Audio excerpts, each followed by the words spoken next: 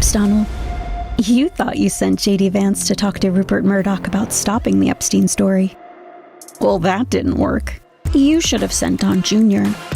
or someone else that you could trust. Because you know J.D. Vance will tell anybody whatever it takes to get what he wants. Maybe J.D. Vance and Rupert figured out the succession. Who comes after you? They don't want to wait. Maybe they talked about when to start the 25th Amendment process to take you out. There's something you should worry about, Donald. Something you should think about.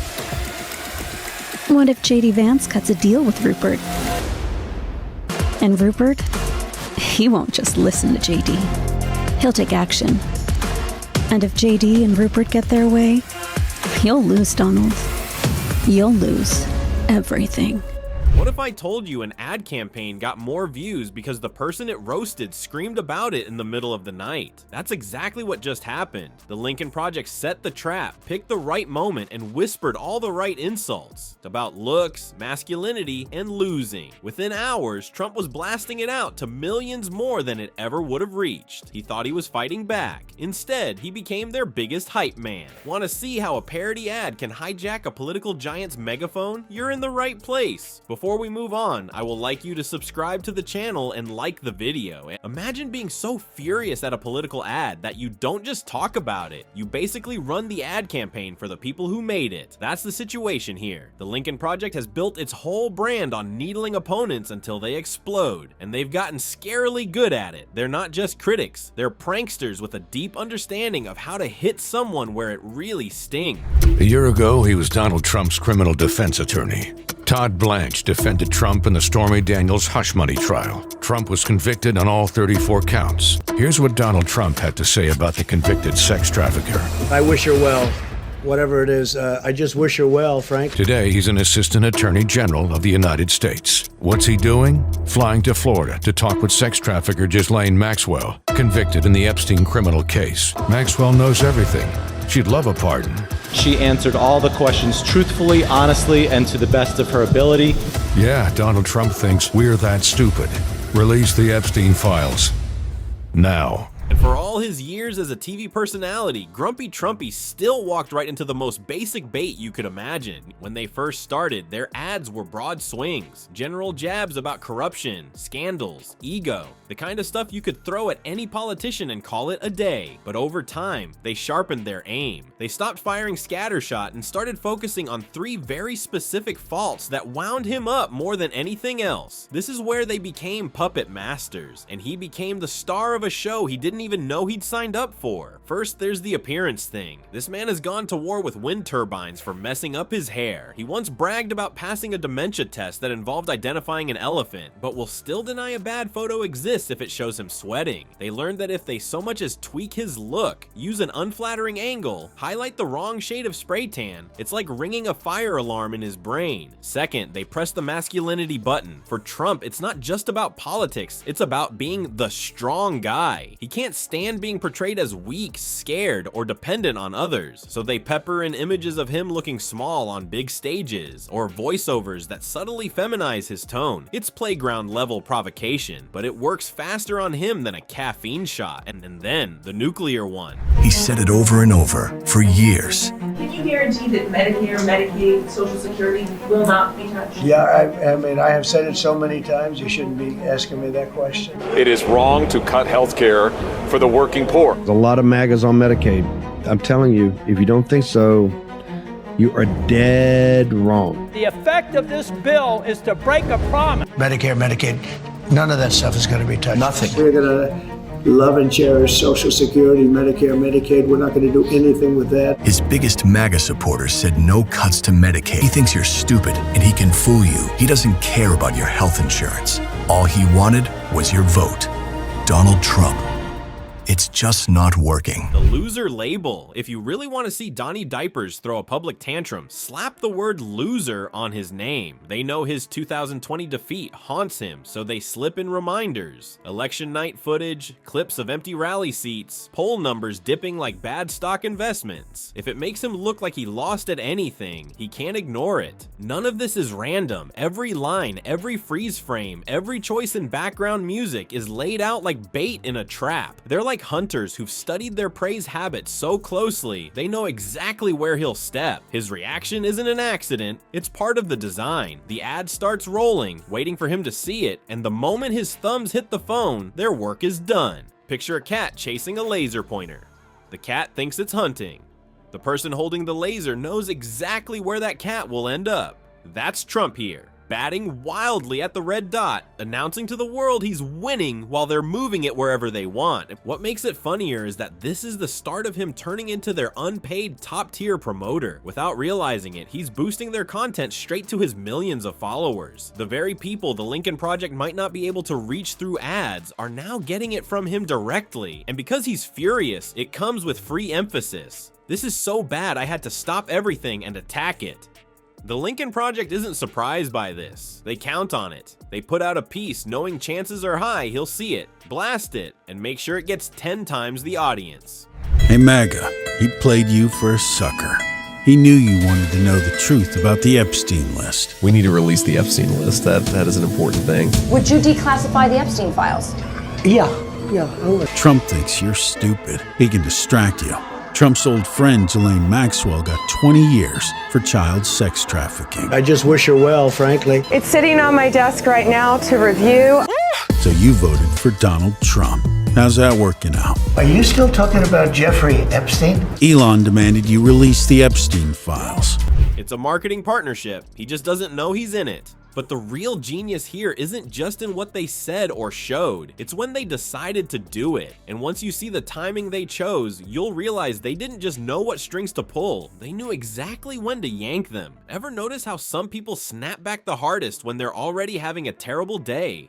That was the exact mood Trump was in when the Lincoln Project decided to pounce. He wasn't sitting pretty at some golf course without a care in the world. He was drowning under piles of legal paperwork, nervously watching his campaign burn through cash, and still fighting a constant drip of embarrassing headlines. That's like the emotional equivalent of leaving a pot on the stove and then someone dumping lighter fluid onto it. The Lincoln Project could have dropped that ad at any time, but they didn't. They waited. If they'd put it out too early, it would have risked blending into the day's noise. Too late, and maybe Donnie Diapers would have been distracted by another scandal or busy yelling at his lawyers. Instead, they picked the sweet spot when the weight of his troubles was already pressing down on him. It was like serving him a plate of insults right after his worst dinner of the week. But the real cherry on top wasn't just the day, it was the hour. They went with late night, and not just any late night, the exact window when Trump is known to sit alone, scrolling on his phone in the glow of the world's angriest nightlight. Anyone who's followed him online knows that his fingers get twitchiest in the small hours. That's when he answers critics directly, sometimes firing off rants that read like they were written mid-toothpaste spit. Uh-oh, Donald. It happened. The man who made you is now the man who betrayed you. Elon hurt your polls, your ratings. You threw him out. President Trump and Elon Musk erupted into a nasty public feud today. Stabbing you in the back. And you're so quiet about it. You had to, right? But now Elon's mad, big time. Trying to kill your tax bill. The bromance is definitely over. So weak, so scared. Elon's got real money, not your crypto scam pocket change. Now he's out to get you. Sad. Just look at his past habits. When a celebrity mocked him, it was a 1:12 a.m. post. When a news story questioned his approval rating, he clapped back at 2:04 a.m. Someone once compared him to a melting creamsicle. Boom, 3:07 a.m. There's his reply in all caps. Each time, his own rage managed to send fresh viewers straight to whatever clip, meme, or headline set him off in the first place. You can almost hear the Lincoln Project strategists laughing as they typed in the upload time. By going for late night bait, they didn't just hit him when he was emotionally primed, they hit him when the odds of him taking that bait were highest. Picture his phone at 2 a.m. like a big red nuclear launch button for tantrums. All it takes is one bad screenshot and now he's pounding out posts to millions. That's the moment Lincoln Project lives for. They didn't even have to guess when this would work best. His schedule has been unintentionally public for years. While other organizations use calendars for meetings, they use Trump's tantrum history. They can see which hours he's most active, which topics set him off quickest, and exactly how long it usually takes for him to go from seeing something unpleasant to splattering it across his feed. Donald Trump is president of the United States. If he wanted you to see the Epstein list, he'd release it. But he's not. 20 years for child sex trafficking, but there's no record of who she trafficked the children to? Really? I don't know about Epstein so much. You don't want to affect people's lives if it's phony stuff in there, because there's a lot of phony stuff with that whole world. He played you for a sucker. MAGA, you gonna just shut up and fall in line like all the rest?